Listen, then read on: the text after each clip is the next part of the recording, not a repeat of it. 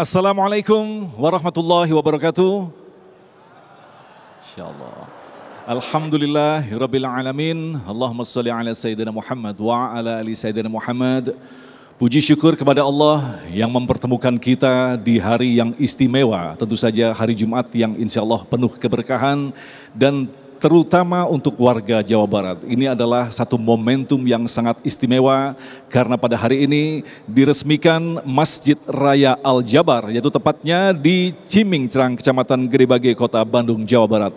Alhamdulillah dalam kesempatan kali ini telah hadir bersama kita orang-orang sosok tokoh ulama yang kita cintai, Kiai Haji Jujun Junaidi, kemudian Kang Emil, Kang Ridwan Kamil, terima kasih telah mengundang kita. Dan dalam kesempatan kali ini tentu saja nanti kita ingin mengetahui apa sejarah daripada berdirinya masjid yang sangat luar biasa ini. Tetapi tentunya masjid-masjid yang kita bangun adalah masjid yang akan memberikan kemanfaatan bagi umat Islam. Baik, sebagai persembahan pertama kami persilakan kepada Kiai Haji Jujun Junaidi untuk menyampaikan fungsi masjid sebagai Center of Excellence. Silakan Kiai. Bismillahirrahmanirrahim. Assalamualaikum warahmatullahi wabarakatuh. Alhamdulillahi rabbil alamin. Wassalatu wassalamu ala syamsil mursalin wa qamarin nabiyyin wa sidrati muntahal arifin sayyidina wa maulana Muhammadin wa ala alihi wa sahbihi ajma'in, amma ba'd. Pak Gubernur Jawa Barat Pak Ridwan Kamil, para ulama, zu'ama yang saya taati fatwa-fatwanya, Ustadz Agung Izul Haq yang saya hormati, seluruh pemirsa TV One Damai Indonesiaku yang ada di seluruh Nusantara. Hari ini kita melakukan siaran langsung di masjid yang termegah di Jawa Barat. Namanya Masjid Al-Jabbar. Sudah bukan kebetulan, Al-Jabbar. Coba lihat ke atas, indah.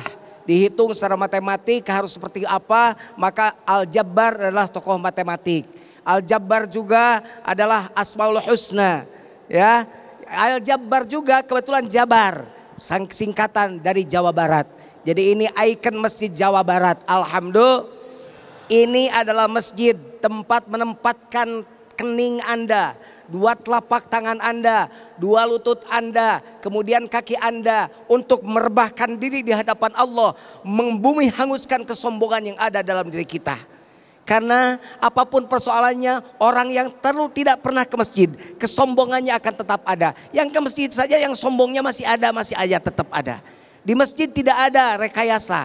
Mau gubernur telat datang di belakang duduknya. Mau tukang ngamen duluan datang di depan duduknya. Makanya di Mesir pernah ada kejadian. Ada seorang mufti Mesir dikumpulkan semuanya. Ulama Mesir kumpul semua. Tiba-tiba datang seorang ulama yang kelihatan compang-camping pakaiannya. Tapi dia bawa anjing. Bawa apa? Bawa anjing. Dan anehnya kursinya yang harusnya diduduki oleh dia justru diduduki oleh anjing yang dibawanya. Ini pemandangan yang sangat tidak indah. Semua pejabat ada, semua ulama ada. Ini ada anjing. Malah si kiai itu, si ulama itu duduk di bawah. Semua orang marah saat itu. Gak enak lihat pemandangan. Tapi ada yang mengingatkan, ulama yang punya basirah, bukan basar, tapi basirah, mata batin yang kuat. Dia katakan, jangan kau usir orang itu, jangan kau hina orang itu. Justru dia sudah menempatkan keanjingannya di tempat dikendalikan oleh dia. Sekarang mari kita hitung-hitung dalam diri kita. Saya masuk TV untuk menghilangkan ujub saya itu, riak saya itu susah Pak Gubernur. Kalau saya masuk TV itu, saya ini istighfarnya beratus-ratus kali.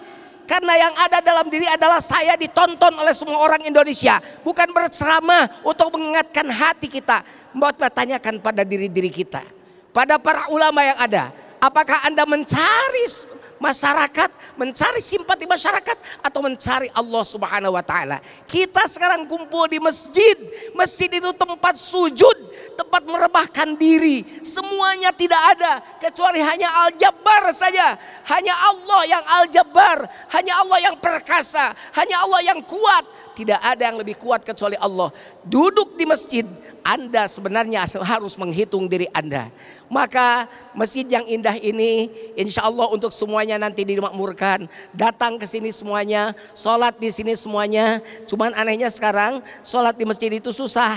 Ada orang yang rumahnya dekat masjid, 1 meter ke masjid, dia tidak datang. Tapi ke tempat pegawainya puluhan kilo dia datang. Tapi kenapa ke masjid? Padahal cuma 2 langkah tidak datang. Berat kakinya. Diajak oleh ustadz, diajak ke masjid, dia nolak. Diajak kedua kali, dia nolak. Diajak ketiga kali, malah marah pada ustadz yang ngajaknya. Pas mau diajak keempat kali, dia sudah tidak ada. Ternyata dia sudah ada di masjid. Bukan alhamdulillah, dia ada di masjid, sopnya paling depan, lebih depan daripada imam, karena dia disolatkan. Jadi siapapun pasti akan disolatkan di masjid. Maka amit-amit kalau Anda tidak pernah ke masjid. Kira-kira ada nggak orang di sini yang tidak pernah ke masjid? Bu, saya nanya ibu, jawab. Kalau nggak jawab suaminya kawin lagi. Mau suaminya kawin lagi?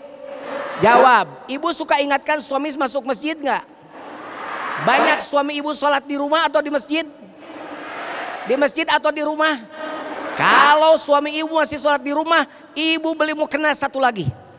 Beri mukena suami ibu. Kalau suami ibu marah, kenapa kamu beli mukena?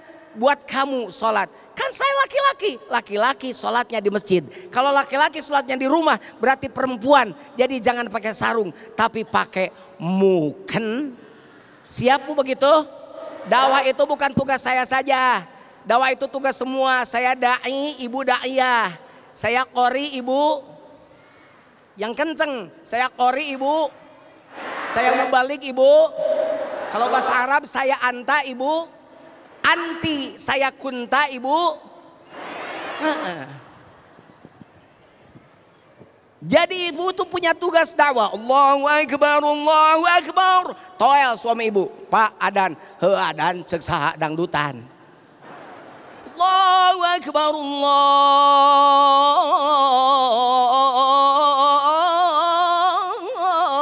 Akbar. Pak ke masjid. Nyalah erek sholat nangan mau ke masjid.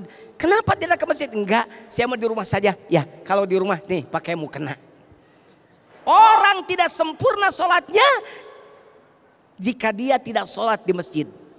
Tetangga masjid tidak sempurna sholatnya kata Rasul, kecuali sholatnya di masjid. Mas sahabat bertanya, siapa yang dimaksud tetangga masjid?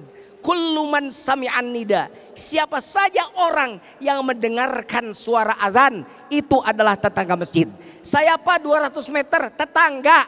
Saya 300 meter kedengaran suara azan, kedengaran tetangga ke masjid sholatnya. Saya 500 meter Pak masih kedengaran suara azan, masih ke masjid. Berarti Anda tetangga masjid, masuk ke masjid, sholat di masjid.